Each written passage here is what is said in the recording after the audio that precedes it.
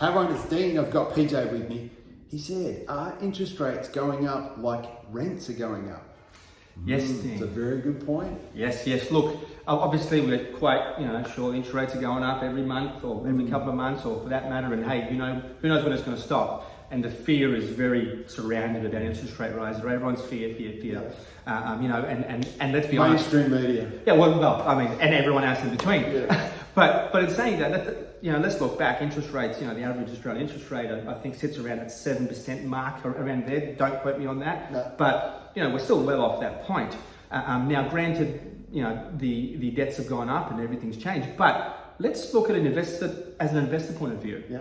Okay, investors obviously look at the whole picture. Yep. You can't look at just what interest rates are doing or what purchase price is. Yep. Because if I told you the purchase price was $100 million, but it returns $90 million rent a year, it doesn't look that bad, right? No, okay, so what's happening now, and we're seeing in a lot of the blue chip suburbs as well, is that the rents are increasing at a much higher percentage than the actual interest rate is actually going up. So you've got to really step back and look at it in that capacity and say, well, hang on a second, if I'm increasing my expenses by 4, 5, 6%, with everything else that's going up, but my rent is going up, 15, 20% in some cases, in some areas, well, are you better off or worse off? Let's start thinking about that. Take it for the whole picture of not just interest rates, but house rent as well. Exactly right. So I think if you stand back and actually look at the potential investment, you might find that, it's going to be a pretty good investment if you really break it down on the expenses and income. Yeah. And don't forget, capital growth is always going to